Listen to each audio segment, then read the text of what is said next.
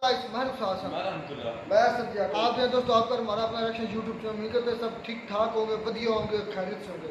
तो चलते हैं दोस्तों, आज की वीडियो का टाइटल है Jammu Kashmir 600 Pakistani SD commando explain. Ankit sir की वीडियो देखते हैं भाई ये क्या बोलते हैं, तो ये इतनी क्यों चिंता हो रही है एसएसजी कमांडो से, क्या वाकई में इंडिया में गए हैं कि जस्ट बातें ही हैं। तो दोस्तों देखते हैं वीडियो भी।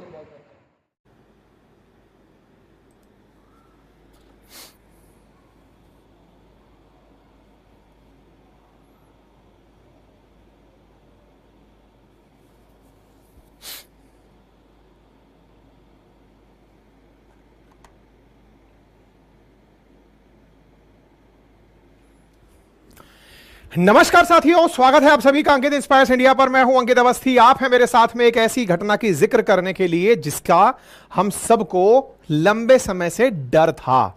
डर क्यों था? क्योंकि भारत के जम्मू कश्मीर में, जम्मू रीजन में हाल ही में जिस तरह की आतंकी घटनाएं बढ़ रही थी, उन्हें देखकर एक पल के लिए लग रहा था कि हो सकता है कि कश्मीर में इन लोगों की पेश नहीं खा रही है आतंकियों की, इसलिए शिफ्ट होकर ये जम्मू वाले क्षेत्र में आ गए होंगे। इसलिए अचानक जम्मू वाले क्षेत्र में इस तरह की घटनाएं देखने को मिली हैं।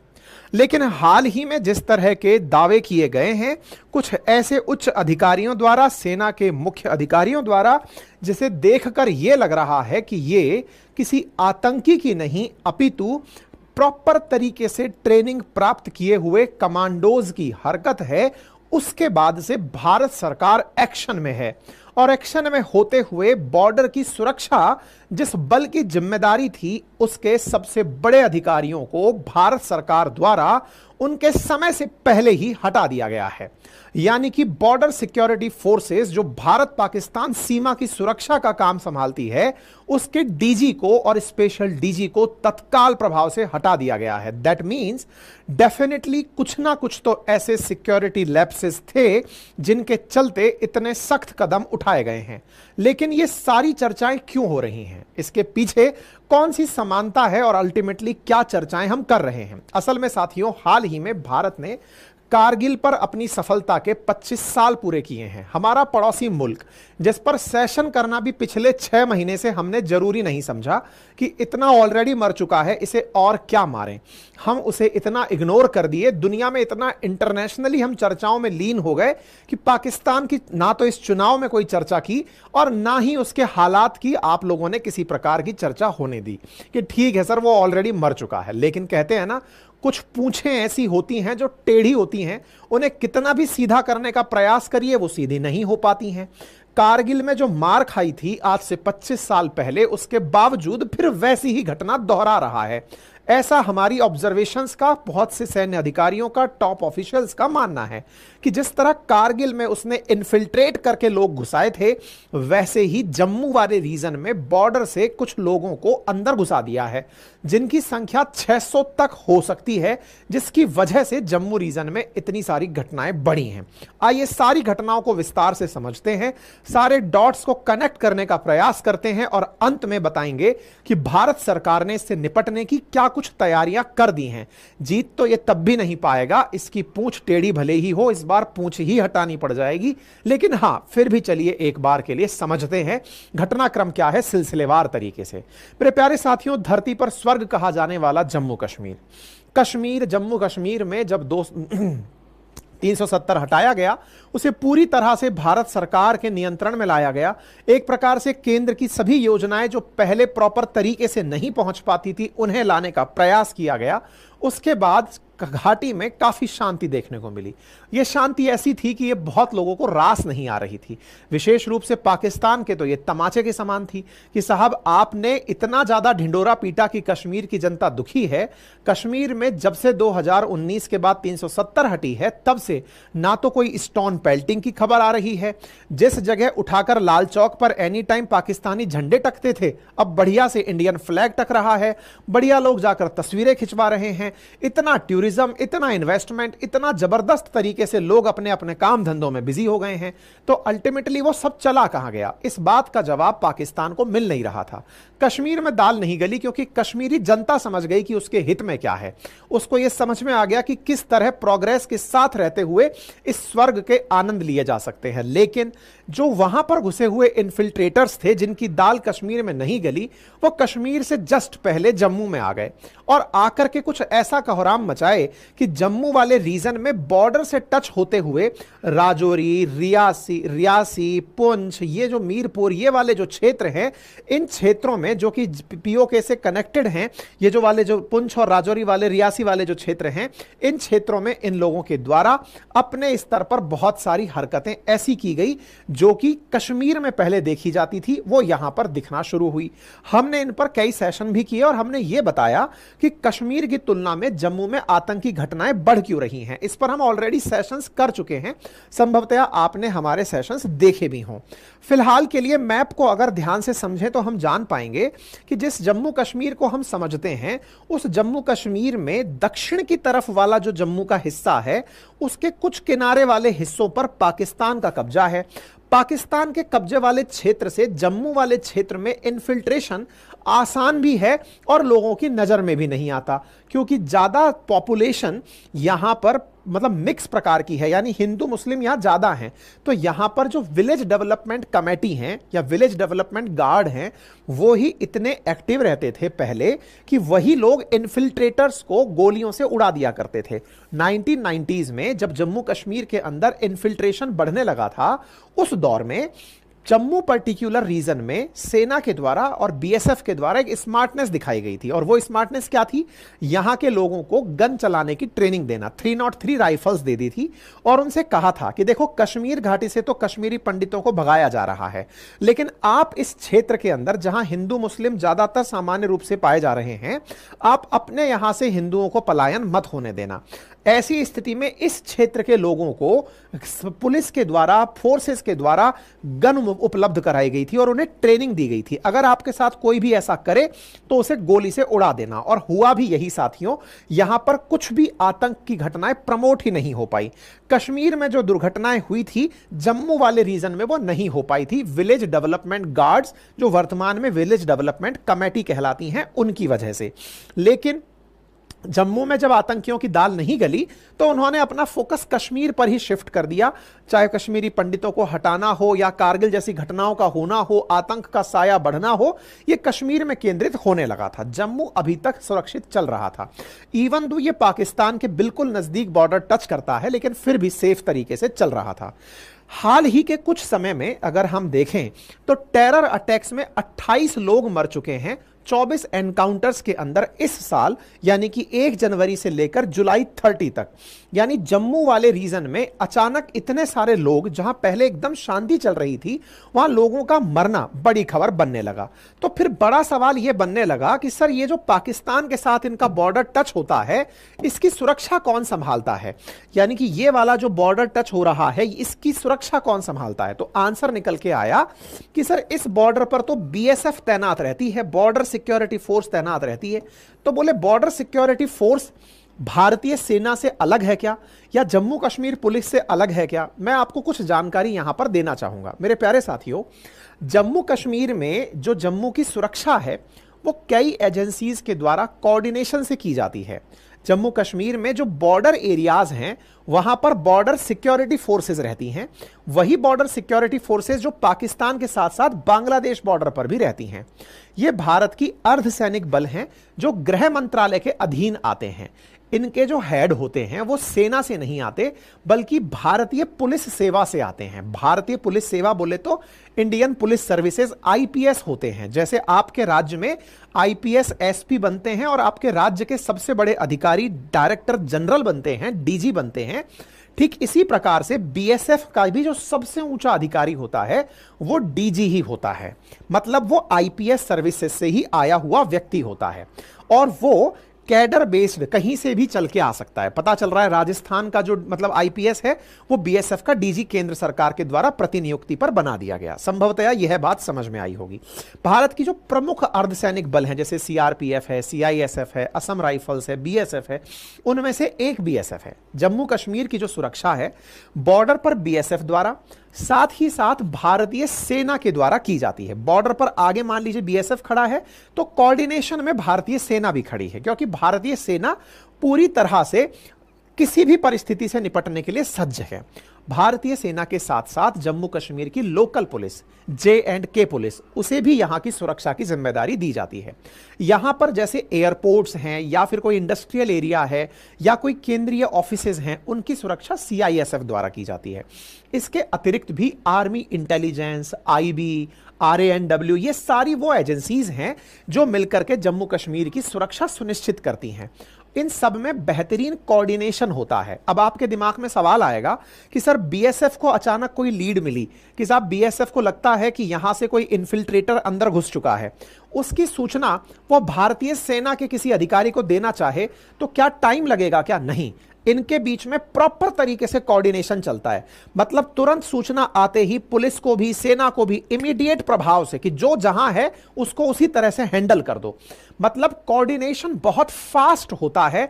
यहां पर यह देखने को मिलता है कि ये सर्विसेज भले ही अलग अलग हों लेकिन ये मिलजुल कर कार्य करती हैं। हाल ही में जो बड़ा एलिगेशन लगा है वो बीएसएफ के डीजी पर लगा है, और वो क्या है कि उनको इसलिए हटाया गया क्योंकि उनका कोऑर्डिनेशन पुअर था। कौन सा कोऑर्डिनेशन? इन्हें पिछली ही साल लगाया गया था। इनका यहां की अन्य सर्विसेज के साथ, चाहे यहां की सिविल मतलब जो सेना है उसके साथ या सीआईएसएफ के साथ या फिर J&K पुलिस के साथ, इनके कोऑर्डिनेशन में कमी थी, जिसका परिणाम यह निकल के आया। अब ये तो वो डायरेक्ट रीजन है जो बताया जाता है। अब कोऑर्डिनेशन अधिक कितना और बुरा कम कितना होता है ये तो पता नहीं चलता है। ऐसी स्थिति में बस ये ठीकरा फोड़ दिया गया। असल मायने में जो कारण है वो यहां से 4 दिन पहले ब्रेक हुआ था। एक पूर्व बीएसएफ के डीजी ने अपने वीडियो में एक लाइन बोली थी, और वो ये थी कि जिस तरह से ये घटनाएं हो रही हैं, इनके ट्रेंड्स को अगर समझा जाए तो इसे देखकर यह लगता है कि इसके पीछे संभवतया कोई बड़ी सोची समझी साजिश है। ये इस क्षेत्र के स्लीपर सेल्स का काम नहीं है, अर्थात यहां के गांव ग्रामीणों का काम नहीं है। कुछ लोगों का एलिगेशन था कि अचानक यहां के लोग सक्रिय हो गए हैं। जम्मू के लोग बोले अचानक कोई नहीं जगता, अगर होता तो पहले से उसके अंदर कोई प्रतिक्रियाएं दिखने लगती। ऐसा क्या हुआ कि 1 साल के अंदर शुरुआती 6 महीने में ही आतंकी घटनाएं बढ़ जाती हैं, 28 लोग मर जाते हैं, एनकाउंटर चल रहे हैं, और तो और इतना तरीके से मतलब घटनाओं को अंजाम दिया जा रहा है। जैसे रियासी की बस को अटैक किया गया, वो किसी भी साधारण आदमी का काम नहीं हो सकता। जिस तरह से ड्राइवर को पॉइंट करके निशाना बनाया गया, ड्राइवर मरा, बस ऑटोमेटिक गड्ढे में गई, ज्यादा गोलियों का भी नुकसान नहीं हुआ, और यहां पर सीधा लोगों में डर बिठा दिया, यात्रियों में डर बिठा दिया कि यहां से जाएंगे वैष्णो माता तो हो सकता है हमें टारगेट कर दिया जाए। यह डर बिठाने का काम कोई पर्टिकुलर एजेंसी करे, और तो और वैसी एजेंसी करे जिसका ग्रामीणों को भी पता ना हो। अब ग्रामीणों का किसको पता ना हो? तो ऐसी फोर्सेस जिसके कमांडोज प्रॉपर तरीके से ट्रेंड हैं ऐसी घटनाओं के लिए, और वो लोगों के कोऑर्डिनेशन में भी नहीं है, ये स्पेशल फोर्सेस के ही कमांडोज हो सकते हैं। ऐसा बीएसएफ के पूर्व डीजी के द्वारा कहा गया, बीएसएफ के कुछ पूर्व अधिकारियों द्वारा भी कहा गया। जब ये खबरें हाईलाइट होने लगी तब सरकार को भी, सरकार की भी तो इंटेलिजेंस होती है, सरकार भी तो बैठ के चर्चा करती है कि चल क्या रहा है, अचानक कैसे हुआ है। फिर यह जानकारी निकलकर आई और बीएसएफ के डीजी को हटा दिया गया तुरंत प्रभाव से, और तुरंत प्रभाव से उनके डेप्यूटी को यह काम सौंप दिया गया। आज की यह हेडलाइन बनी हुई है कि बीएसएफ के डीजी को हटाया गया। आप देखें 2 अगस्त की खबर है, लेट नाइट की खबर निकलकर आती है कि YB खुरानिया जो कि डीजी थे, स्पेशल डीजी थे बीएसएफ के, उनको हटा दिया गया मिनिस्ट्री ऑफ पर्सनल्स के द्वारा। अगर आप देखें तो department of personnel and training के द्वारा premature repatriation of Shri Nitin Agarwal IPS DG BSF, और उनको उनके पेरेंट कैडर में भेज दिया गया। 2 अगस्त की आप ये खबर देख रहे हैं जिसमें यह निकलकर आता है कि इन्हें हटाया जा रहा है। आईपीएस कैडर में सबसे ऊंचे स्तर की पोस्ट एडिशनल डीजी मतलब डीजीपी की पोस्ट होती है, और उनको हटा दिया गया। ये रहे नितिन अग्रवाल साहब, और ये रहे वाईवी खुरानिया साहब। इन दोनों को इनके जो होम कैडर थे, जहां से ये आए थे, एक उड़ीसा से थे, एक केरल से थे, जिनको उनको अपने अपने केरल्स में वापस भेज दिया गया, कैडर्स में वापस भेज दिया गया कि साहब आप जाइए, ठीक है। और आपको मैं याद दिला दूं फिर से, क्योंकि भारतीय सेना ऑलरेडी इन क्षेत्रों की सुरक्षा करती है, लेकिन भारतीय सेना सब तरह से सक्षम पूरे देश में अपने अपने हर तरह के काम को अंजाम देने के लिए रहती है। अलग अलग काम के लिए कुछ स्पेशलाइज्ड फोर्सेज हैं, जैसे पैरामिलिट्री फोर्सेज में Assam rifles, border security forces, Assam rifles जैसे म्यांमार वाले बॉर्डर को लेकर चल रही है, बीएसएफ बांग्लादेश को लेकर चल रही है, सीआईएसएफ इंडस्ट्रीज की सुरक्षा कर रही है, सीआरपीएफ देश के अंदर शांति व्यवस्था बनाए रखने लग रही है, तिब्बत वाली चाइना के साथ खड़ी हुई है, एनएसजी प्रोटोकॉल सुरक्षा में लगी हुई है, ऐसे ही एसएसबी नेपाल भूटान बॉर्डर पर खड़ी हुई है। इस प्रकार से भारत के अंदर ये पैरामिलिट्री फोर्सेज हैं जो देश के अंदर अलग अलग कार्यों में लगी हैं, जो होम मिनिस्ट्री के अधीन है, और उन्हीं होम मिनिस्ट्री के अधीन के जो बीएसएफ है ना, उसी बीएसएफ के डीजी और स्पेशल डीजी दोनों को हटा दिया गया है। ठीक है साहब, संभवतः ये बात समझ में आ गई। खबरों की अगर माने, एनडीटीवी की खबरों की माने, तो इसके पीछे बड़ा कारण बताया गया है कि जिस तरह से यहां पर अचानक घटनाएं बढ़ी हैं, उसमें मेजर कारण कोऑर्डिनेशन की कमी को बताया गया है। इनके बीच में आपसी सामंजस्य की कमी थी, इसलिए इन्हें हटाया गया है। लेकिन वास्तविक रीजन क्या है वो तो हम आपको इन नंबर्स से देखकर बता ही सकते हैं कि अचानक ये जो आतंकी हमले बढ़े हैं, जिसमें भारतीय सेना के कई जवान शहीद हुए हैं, यह दर्शाता है कि कोई ना कोई ऐसी एजेंसी इस तरह की घटना को अंजाम दे रही है जो वेल ट्रेंड है। आप विचार कीजिए, आतंकियों के लिए इतनी जबरदस्त ट्रेनिंग होना कि आप सोचें कि हमारा कैप्टन शहीद हो जा रहा है, आप विचार कीजिए जेसीओ लेवल के ऑफिसर्स हमारे शहीद हो रहे हैं। यह दर्शाता है कि जो आतंकी है ना, वो मतलब अब आप देखिए राजौरी के अंदर शौर्य चक्र विजेता के घर पर हमला हो रहा है ना, आर्मी आतंकियों के बीच में गोलीबारी में लांस नायक शहीद हो रहे हैं, हमारे ऑफिसर्स को टारगेट किया जा रहा है और उन्हें सोचा समझा कि यह अधिकारी है, इसका मारना हमारे लिए बड़ी उपलब्धि होगा, इस तरह से टारगेट किया जा रहा है। आतंकियों के द्वारा एम्बुश लगाए जाते हैं। यहां पर जिस तरह के एम्बुश लगे हैं उसमें हमारी बहुत जानमान की क्षति हो रही है। यह खबर आपके और हमारे बीच चर्चा का विषय नहीं है, अंतरराष्ट्रीय स्तर पर भी चर्चा हो रही है। अल जजीरा ने कल ही सुर्खियों में लिखा कि साहब इस समय कश्मीर के अंदर एक नई वेव पनपी है रिबेल की। अब अल जजीरा तो थोड़ा पाकिस्तान सिंपैथाइजर है ही, तो ये अपनी खबरों को लिखते समय बताया है कि ये न्यू वेव ऑफ मिलिटेंसी है। जिस प्रकार से भारत सरकार 2019 में 5 अगस्त के बाद दुनिया भर को यह बताती फिर रही है कि देखो कश्मीर में सब अच्छा हो गया, तो कश्मीर से जैसे ही ध्यान हटा, ये रिबेल निकल करके जम्मू वाले रीजन में आ गए हैं। अल जजीरा तो इसको ऐसे बता रहा है कि कश्मीर के लोग इधर आ गए हैं, जो वहां पर पहले आतंकी घटनाओं को अंजाम दे रहे थे वो जम्मू आ गए हैं। लेकिन वास्तविकता यहां पर कुछ और है, क्योंकि ये यदि यहां पर आए हुए होते तो ये मारे जाते। सिक्योरिटी फोर्सेस को पता होता अगर ऐसी कोई मूवमेंट होती तो वो किसी ना किसी प्रकार से कैप्चर होती। लेकिन ये घटना जब हुई है तो इस घटना को अखबार इस तरह से दिखा रहा है कि वो लोग जो घुटकर बैठे हुए थे, इतने दिनों से भारत सरकार के दाब में थे, दबाव में थे, उन्होंने अपनी प्रतिक्रियाएं दिखाई हैं, वो प्रतिक्रियाएं दिखाई दे रही हैं। ठीक है ना, तो यहां पर दुनिया के लोग तो इसको ऐसे ही दिखाएंगे कि देखो पाकिस्तान जो कहता था कि जम्मू कश्मीर के लोग खुश नहीं हैं, जम्मू के अंदर देख लो लोग खुश नहीं हैं। जम्मू कश्मीर में तो चलो सेना ने अपनी तरफ से दबा के बिठाया हुआ है जनता को, जम्मू में कम सेना थी क्योंकि ज्यादा सेना इन्होंने कश्मीर से उठा करके और जम्मू से उठा करके चाइना बॉर्डर पर भेज दी थी, इसलिए यहां पर अचानक घटनाएं दम देने लगी हैं। अब इस बीच में एक चीज अलग जो दिशा को बदलती है, ये तो अल जजीरा का एंगल हुआ जो पाकिस्तान सिंपैथाइजर है। अब दूसरा यहां पर एक चीज निकल कर आती है, वो है बीएसएफ का कल का ही एक ट्वीट। बीएसएफ जम्मू की तरफ से एक ट्वीट आता है और वो क्या है कि स्पेशल इंटेलिजेंस मिली थी बीएसएफ को, जिसमें ऑपरेशन चला बीएसएफ के बीच में, आर्मी के बीच में और जम्मू कश्मीर पुलिस, तीनों के बीच में वेल कोऑर्डिनेटेड कोऑर्डिनेशन के साथ जब एक ऑपरेशन लॉन्च किया गया, सर्च ऑपरेशन, तो उसके अंदर भारी मात्रा में हथियार, बारूद, एक्सप्लोजिव बरामद किए गए कालाकोट रीजन राजौरी से। अगर आप इस क्षेत्र को देखें तो एक तस्वीर आपको यहां दिखेगी जो आपको सोचने पर विवश करेगी। आपके दिमाग में प्रश्न बनने लगेगा कि साहब एक तरह से यह बताइए कि जब बॉर्डर पर इतनी जबरदस्त फेंसिंग हो रखी है तो इस फेंसिंग के बाद कोई अंदर कैसे आ गया? आंसर मिलता है इस प्रकार की टनल से। अगर आपने एक वो पूरी उरी सर्जिकल स्ट्राइक के ऊपर एक फिल्म बनी हुई है, अगर आपने उसको मूवी को देखा हो तो उसमें आपने एक सीन देखा होगा कि भारत से जब पाकिस्तान के अंदर अटैक करने के लिए सेना के जवान जाते हैं तो वो किसी टनल की सहायता लेते हैं। ऐसी ही टनल यहां पर दिखाई गई है। ऐसी यहां पर कई टनल्स हैं। जिन टनल्स के माध्यम से, क्योंकि ध्यान किसी का था नहीं कि जम्मू रीजन में ऐसा हो जाएगा, टनल्स के माध्यम से भारी मात्रा में आर्म्स एंड एम्यूनिशन निकलकर पहाड़ों के बीच में जो बची हुई रास्ते हैं वहां से निकालकर पहुंचाया गया है। ऐसी टनल्स सुर्खी में आ रही हैं। और यह कहा जा रहा है कि यह पर्टिकुलरली टारगेट कर रहे हैं आर्मी को और भारतीय सेना बीएसएफ के जवानों को। ठीक है, इसके पीछे भारतीय सेना की क्या कमी बताई जा रही है? बोले जम्मू को शांत इलाका कंसीडर कर लिया था भारतीय सेना ने। क्यों कंसीडर कर लिया था? बोले जम्मू में कुछ देखने को ही नहीं मिल रहा। तो जब चाइना से गलवान वैली इंसिडेंट हुआ 2020, तो उसके बाद यहां से उठा करके सेना को गलवान की तरफ भेज दिया गया। जब वहां भेजा गया तो जम्मू में सिक्योरिटी फोर्सेस कम हुई और उसका लाभ उठा करके पाकिस्तान की तरफ से अपने एसएसबी के एसएसएफ के बटालियंस को यहां से एंट्री करा दिया गया और इस बॉर्डर से एंट्री कराकर उन्हें सक्रिय कर दिया गया। पाकिस्तान की आर्मी ने अपने एसएसजी जो कमांडर्स हैं वो जम्मू के कुपवाड़ा टेरर अटैक में इस्तेमाल किए। ये 29 जुलाई को खबर वायरल होती है जब एक farmer top of police official जो डीजी रैंक के हैं उनके द्वारा कही जाती है।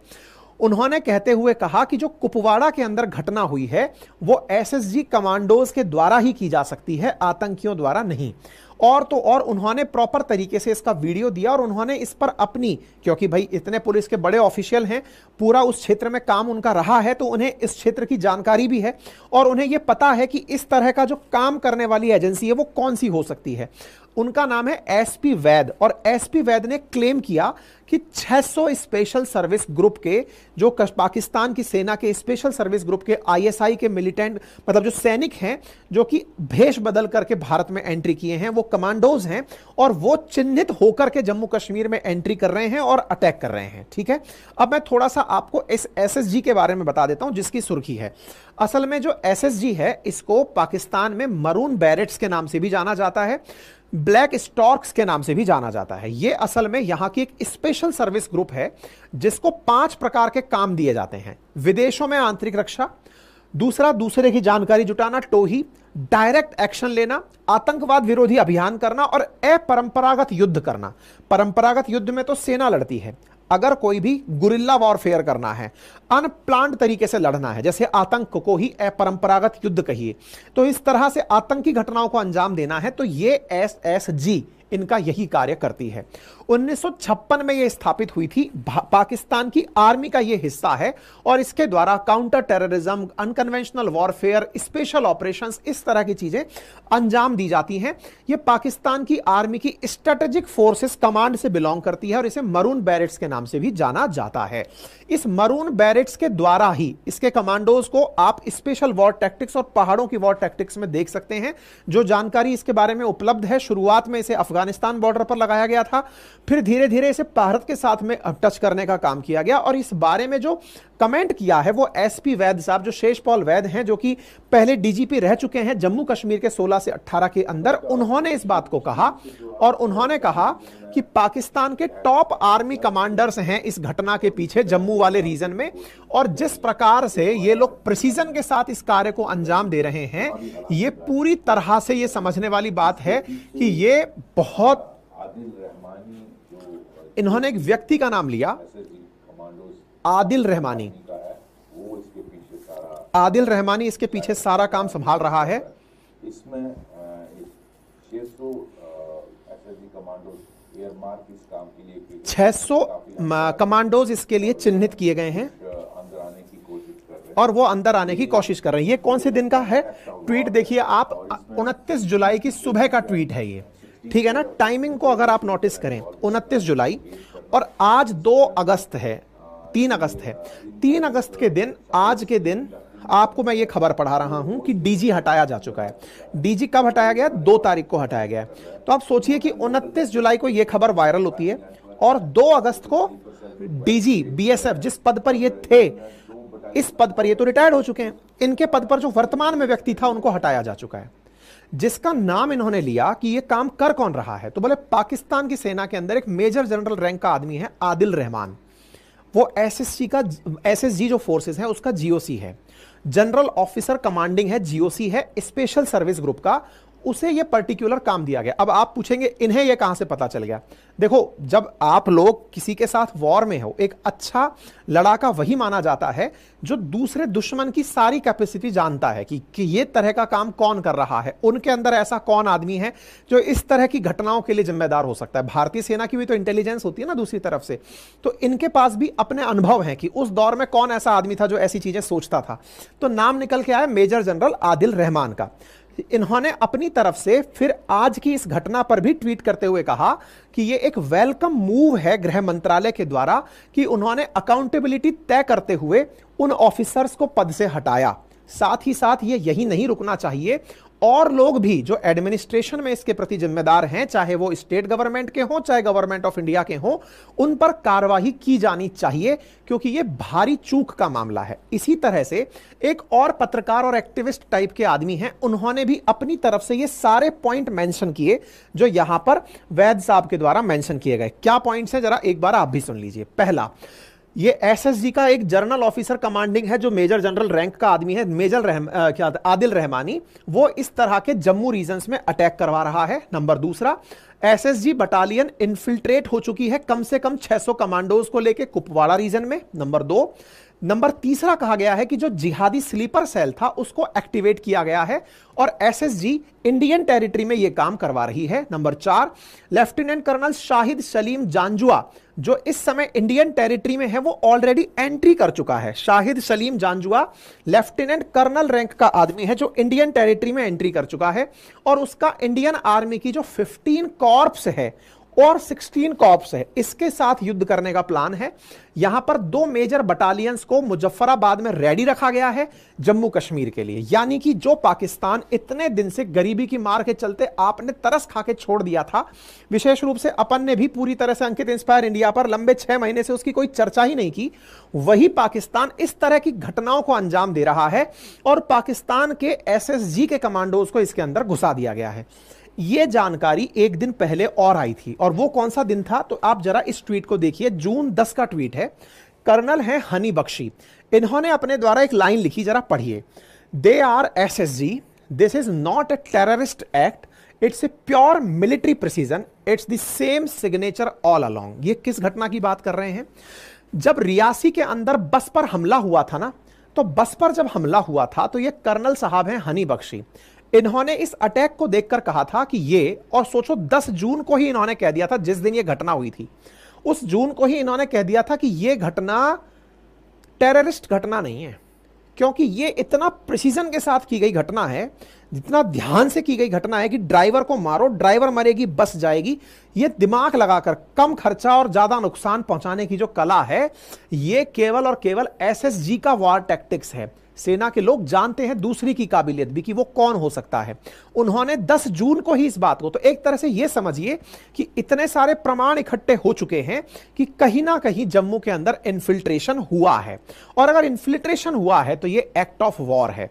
दूसरे देश की सेना अगर आपके सीमा में घुस जा रही है तो ये एक्ट ऑफ वॉर है, जैसे कारगिल के समय हुआ था। इसका मतलब पाकिस्तान अपनी कायराना हरकतों से बाज नहीं आया है, क्योंकि दुनिया से उसे ताने पड़ रहे होंगे कि अरे तुम इतना ज्यादा गुनगुनाते थे कश्मीर राग, कहां चला गया? अब कश्मीर नहीं, उन्होंने जम्मू राग छेड़ दिया है। ये पूरी तरह एक्ट ऑफ वॉर है, जस्ट लाइक कारगिल, जहां लगभग 5000 सैनिकों को भेष बदलकर भारतीय सीमा में भेजा गया था, फिर भारतीय सेना ने उन्हें खदेड़ा था। ऐसा ही अब हुआ है, अब इन्हें चुन चुनकर वापस से टिकाना पड़ेगा। हाल ही में भारत ने कारगिल विजय दिवस बनाया है, ऐसी स्थिति में अब जम्मू को लेकर के भी भारत सरकार चर्चा में है, विमर्श में है। तो अब सवाल बनता है भारत सरकार ने क्या किया है और किस तरह के एक्शन रिक्वायर्ड है। तो अब जरा सुनिए। अक्सर में जो बॉर्डर एरियाज है ना, उन बॉर्डर एरियाज पर बीएसएफ सिक्योरिटी करती है। बीएसएफ के साथ साथ अब असम राइफल्स को भी जम्मू के अंदर डिप्लॉय किया जा रहा है। यह आज ही की खबर है जो आपके सामने लाया हूं। असम राइफल्स, जिसकी जिम्मेदारी इंडिया म्यांमार बॉर्डर को संभालने की है। मणिपुर में जो मणिपुर हिंसा जहां पर अपन सुनते हैं, वहां पर जो पहाड़ी इलाके हैं, उन पहाड़ी में जहां कुकी रहते हैं, उस क्षेत्र से म्यांमार की सुरक्षा करने का जो जिम्मेदारी है वो असम राइफल्स का है। भारत सरकार ने असम राइफल्स को वहां से मूव करके जम्मू भिजवाया है, यह सूचना निकल कर आ रही है सोर्सेज के हिसाब से। और असम राइफल्स जहां हट रही है वहां सीआरपीएफ को भेजा जा रहा है कि सीआरपीएफ असम राइफल्स की जगह लेगी और असम राइफल्स यहां आएगी पहाड़ी इलाकों में वॉर टैक्टिक्स को संभालने के लिए, जो कि भारत और म्यांमार की 1600 किलोमीटर बॉर्डर की सुरक्षा करती है। दूसरा काम भारत सरकार ने क्या किया है, परसों के दिन वो सुन लीजिए। फॉरेस्ट के अंदर जहां जहां पर ये संभावनाएं हैं वहां पर 75 कैंप लगाए गए हैं और जहां जहां टनल्स है वहां नजर रखी जा रही है। साथ ही साथ जो विलेज के डिफेंस कमेटीज हैं उनको प्रॉपर से टेरर से निपटने की ट्रेनिंग दी जा रही है। मतलब जैसे पहले विलेज डेवलपमेंट कमेटी हुआ करती थी, पहले विलेज डेवलपमेंट गार्ड्स थे, ग्रामीणों को ट्रेनिंग दी जाती थी, वैसे ही ग्रामीणों को फिर से ट्रेनिंग दी जा रही है। और इस ट्रेनिंग के लिए उन्हें इस बार नए वेपन्स दिए जा रहे हैं, 303 राइफल्स से भी ज्यादा आधुनिक हथियार देकर के, ताकि गांव में अगर कोई आकर इस तरह की हरकत करे तो उनसे निपटा जा सके। विलेज डेवलपमेंट कमेटी को, जो पहले गार्ड हुआ करते थे, उनको फिर से ट्रेनिंग दी जा रही है और इसका भी तारीफ किया गया है। तो शेषपाल जी के द्वारा इस बात की भी तारीफ की गई है कि जो विलेज डेवलपमेंट गार्ड थे, उन्हें जो 1990s में काफी सुपर हिट थे, अब उन्हें फिर से एक्टिवेट कर दिया गया है और उन्हें एसएलआर और क्रूशियल वेपन्स ऐसे दे दिए गए हैं ताकि वो आतंक के खिलाफ उनका उपयोग कर सकें। उम्मीद है मेरे प्यारे साथियों, आप सभी साथियों को यह जानकारी अच्छे से समझ में आई हो। जैसा भी इसमें कोई और अपडेट होता है मैं आपके साथ जरूर साझा करूंगा। एक छोटी सी रिक्वेस्ट कर रहा हूं आप लोगों के अंदर, एक बहुत ही शानदार वीकेंड पर। तो ये दोस्तों वीडियो होगी खत्म। एसएसजी कमांडो में इनको कंफर्म तो नहीं कि है कि नहीं है, लेकिन इतना ज़रूर है कि वो चाहते हैं कि ये किसी भी फार्म में हो, सकता है टेररिस्ट के फार्म में हो। और एसएसजी कमांडो के बारे में अंकित साहब को सारा पता था, उसने उनकी जो एबिलिटीज़ बताई हैं कि किस तरह के वो होते हैं। तो ये नो डाउट वो आम जो जवान होता है उनसे थोड़े नेक्स्ट लेवल के होते हैं। इतने देर ज़्यादा भी फ़र्क नहीं होता, मतलब थोड़ा बहुत फ़र्क होता है इन चीज़ों का। अच्छा, अब ये जो जम्मू कश्मीर के अंदर 600 कमांडो गए हैं पाकिस्तान, जिस तरह इंडिया कह रहा है, तो वो अंकित साहब ने मेरा भी आज डाउट क्लियर कर दिया कि भाई मैं भी ये सोच रहा था वीडियो के दौरान, अभी बताया नहीं था अंकित साहब ने कि यार कहाँ से ही आते हैं। तो फिर वो सुरंगियाँ दिखाई ऐसे भाई, देखिए सुरंगे ऐसे भाई थोड़े से अंदर आ गए, उसमें से फिर फौजियों को निकलते हुए भी दिखाया उसमें।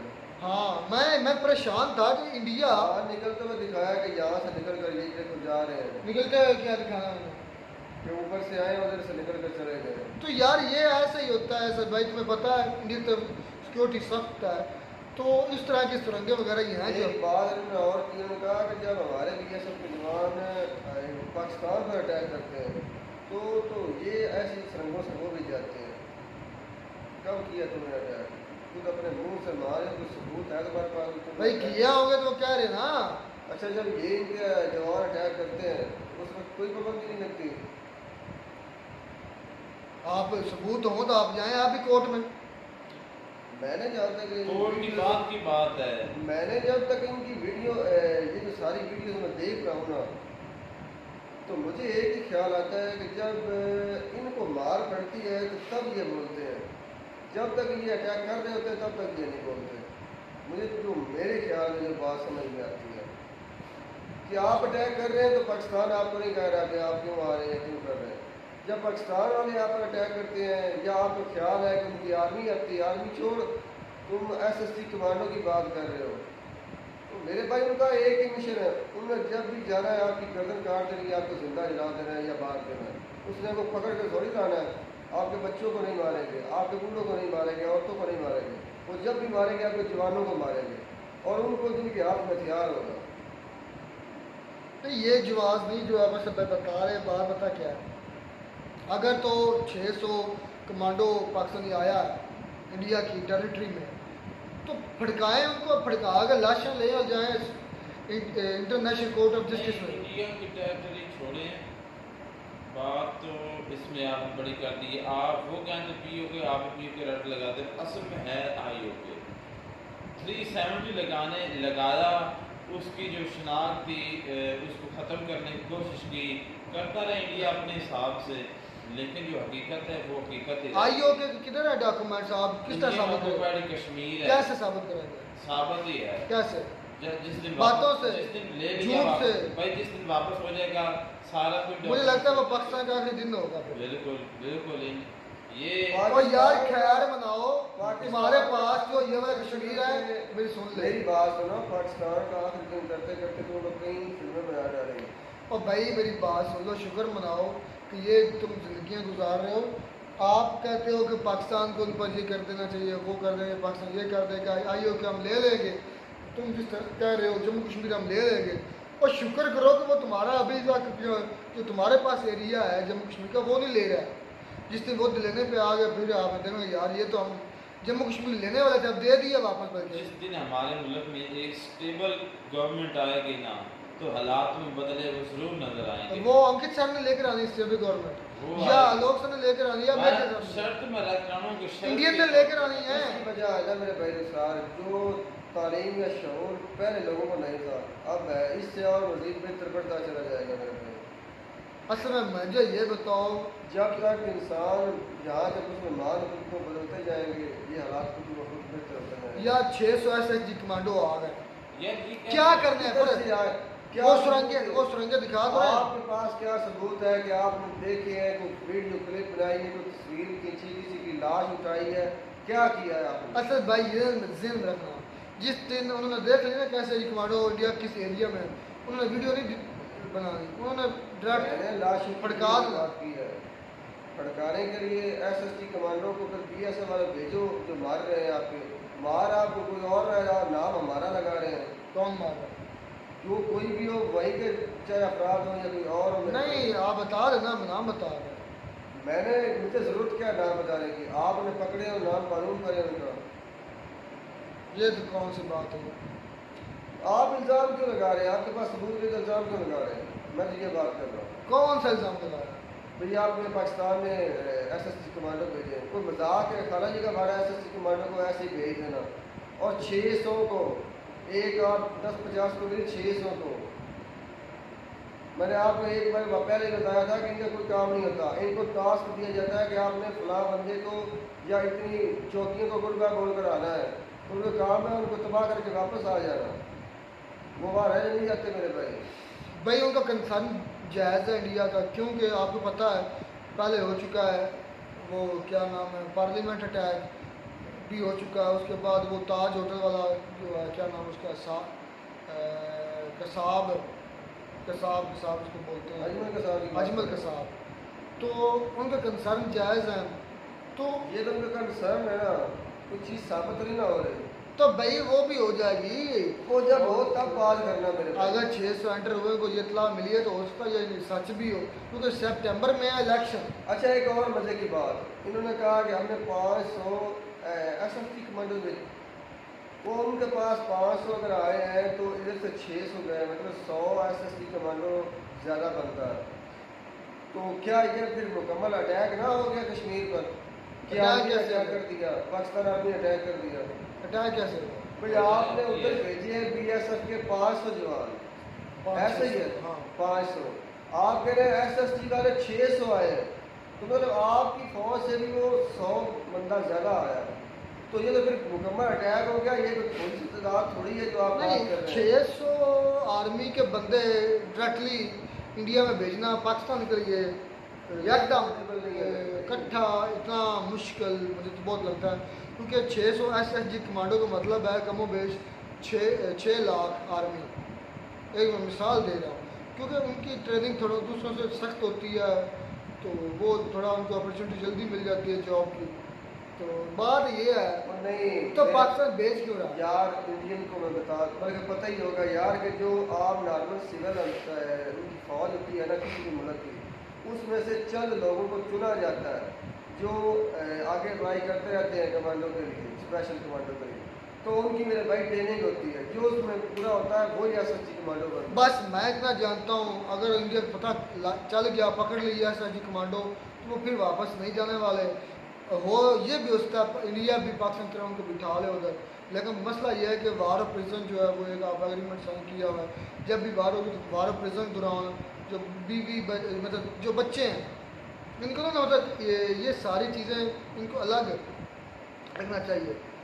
तो मुझे लगता है कि ये बहुत ज़्यादा 600 तादाद बहुत ज़्यादा। नहीं, सवाल ये यहाँ पर झूठ है करने भाई, की बात है। ये झूठ है, इतने इतने ज्यादा नहीं चलो जी खैर, और अभी इतने गए भी हैं तो काफ़ी दिन हो चुके हैं, आपको फिर इतनी सिक्योरिटी जो है वो नाकारा है कि आप उनको पता ही नहीं, आपको चल पाए कि वो कहाँ तक आप उनको पकड़ ही नहीं सके। चलो जी खैर मिलते हैं नई वीडियो में। प्रोग्रेस।